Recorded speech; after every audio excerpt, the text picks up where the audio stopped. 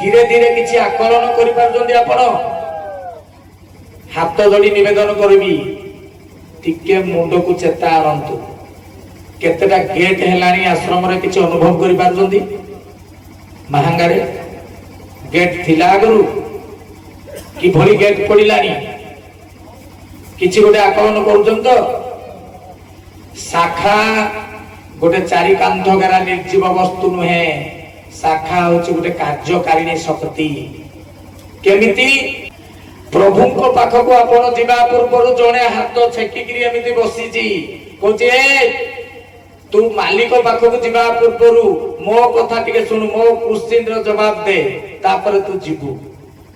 आपण को केबे कहीं अटकै छी भाई कहीं केबे अटकै छी हमको अटकै जंदी आपण माने अवश्य पाख लोक प्रभुंकर तेणुगिरी आपण को अटकौ नथिबे अटकौछि जणे जदि आपण बेखातिर करिक ताको जायतो सी अलगा कथा मालिक पाख को जीवा पूर्व तार जने द्वारपाल सेठी बसी कहूची र मो आड़े सुन मते देख मु कौन कहूची आको सुन परे मालिक पाख को जीव से किए क्षेत्र सेइथिपाई से कहूची मु क्षेत्र कहूची प्रथमे मो कथा सुन लिसन मी मो क्षेत्र कहूची मो कथा सुन तापर तू मालिक पाख को जीवु मो कहूची मो कथा मो सहित इंटरैक्शन कर मो सहित कथा हो प्रथमे तार गोटे क्राइटेरिया रखिछि क्षेत्र कहले आपण भाबंतु नै प्रभुंकर से बासिंदा बस्ती अंचल माटी निर्जीव माटी को भाबंतु नै क्षेत्र होची प्रभुंक निर्देशित प्रकृति स्वरूपिणी कार्यकारिणी अंग गोटे कार्यकारिणी अंग किए क्षेत्र कहार मालिक घर तेणु से गोटे बार्ता धरिकी बसी रे जीव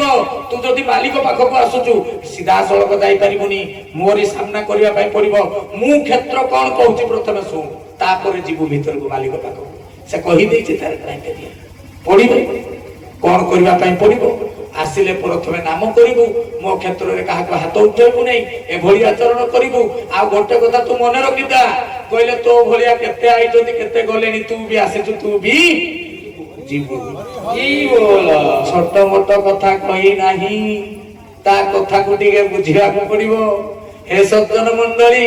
ठीक सेमिति शाखा को आपण भाबंतु नाही निर्जीव जड़ वस्तु शाखा होची मो प्रभुंकर गोटे कार्यकारिणी अंग आपण कहबे केमिति एठी रहला मैजिक एंड लॉजिक एटा रहला मैजिक एंड लॉजिक गोटे कोन एटा सुनि दियंतु भाई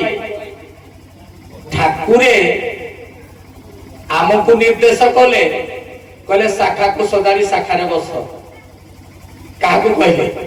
कोन विश्वसारा को कहले जो माने तांकर आश्रित धारा नै जंदी दीक्षा नै जंदी मंत्र सूत्र प्राप्त करि जंदी शाखा को कहिले शाखा तो तांकर कार्यकारिणी अंगटा ताकू पाख को डाकिले चुपगिरी कहले तू गोटे काम कर कहले प्रभु कोन कहले से केमिति तो माटी मारी न पारिबो सेही व्यवस्था तू कर विचित्र कथा आमको कहले तुम्हें शाखा को सजाड़ी के शाखा बस ताकू डाकी ठारे देले कहले ये रेगुलर जदि शाखा को आसीबो 3 मास पर से पुनी 3 दिन की भली आसी न पारिबो से व्यवस्था तू कर हे सज्जन मंडली सेही पई आपण शाखा को गले कोन पई आज विभिन्न विशृंखला विभिन्न सब चारियारी चली भाई मानक भीतर मनांतर मतांतर कारण जुगर निष्ठुर प्रभाव मालिक माया को पूरा कार्यकारिणी शक्ति पूरा प्रकृति स्वरूपिणी माया को बसई देचंदी शाखाटा 25 जन को लेके शाखा कर बोली ठाकुर कोन पाई कहिले 25 टी तत्व को लेके शाखा हेची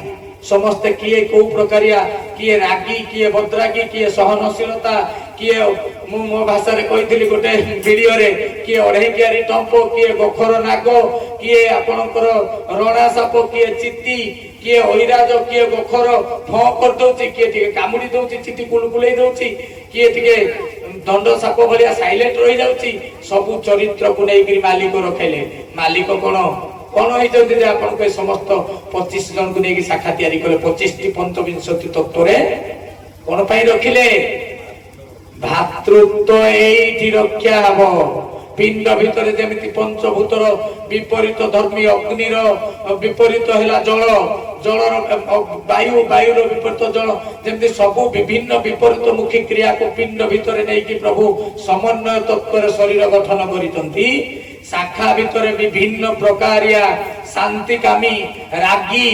भद्रागी चंड स्वभावर लोक फकी मारी देवार लोक कामुड़ी देवार लोक रामपुड़ी देवार लोक सब प्रकार व्यक्तित्व विशेष को लेकिन शाखा भितर पुरई देले कहले धन कर भातृत्व प्रतिष्ठा कहले एठी करि मारिबु जदी हेला रे धन साधना एई भितरे तेरे हे सज्जन मंडली हेला अढे क्यारी टंको ताकड़ी बेसी फ फ फ तेरे सज्जन मंडली तेनु सेई भित्तिरे प्रभु सूत्र प्रदान करजंदी सेई सूत्र को नेइकरी आगे गले शाखा भितरे एटा प्रवेश द्वार पर शाखा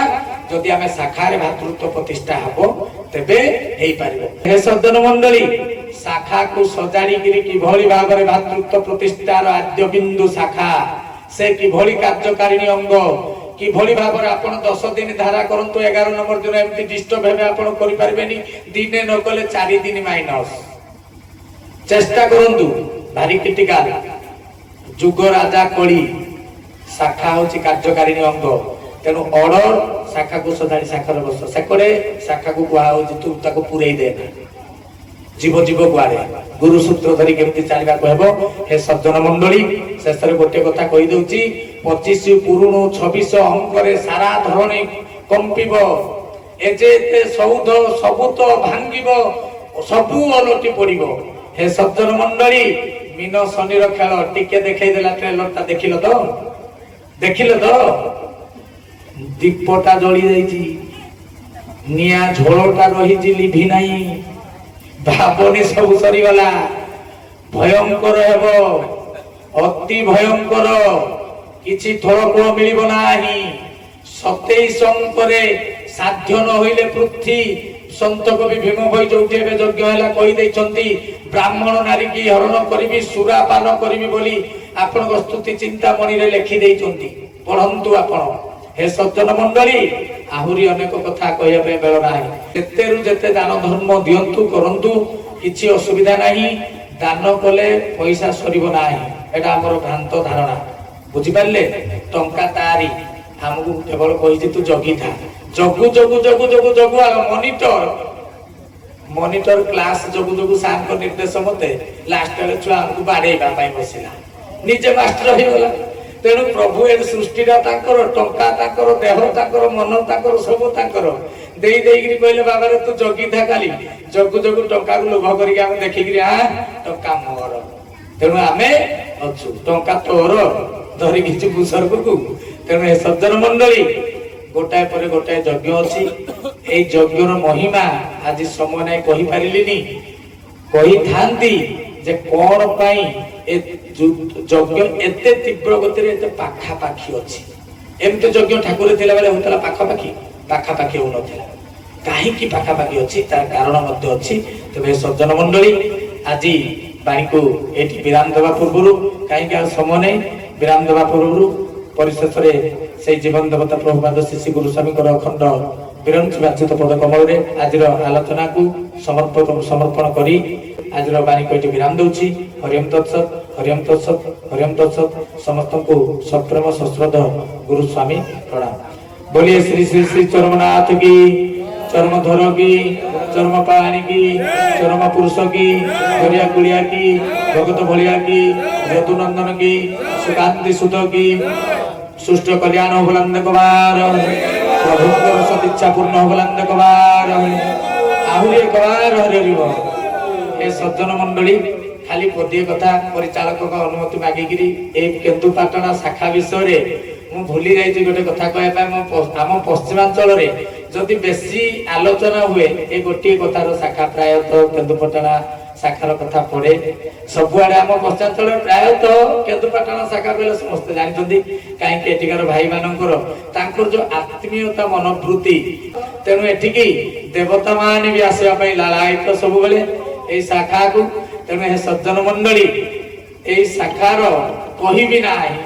କହିଦେଲେ ସବୁ ବହୁତ କିଛି ହେଇଯାଏ କିନ୍ତୁ ଏତିକି ଜାଣିଥାନ୍ତୁ ଯଦି ପ୍ରଭୁ ଆଉ କିଛି ବିଶେଷ କୃପା ଯଦି କରିବେ ତେବେ ଆଗାମୀ ବହୁତ କମ ସମୟ ମଧ୍ୟରେ ସ୍ରଷ୍ଟାଙ୍କର ଗୋଟିଏ ବିଚିତ୍ର ଅନବଦ୍ୟ ମାଧୁର୍ଯ୍ୟମୟ ଆଶ୍ଚର୍ଯ୍ୟକର ବିସ୍ମୟକର ଲୀଳା ଏଇ ପବିତ୍ର ମାଟିରେ ସଂଗଠିତ ହେବାକୁ ଯିବ। ସମସ୍ତଙ୍କୁ ଗୁରୁ ସାହେବ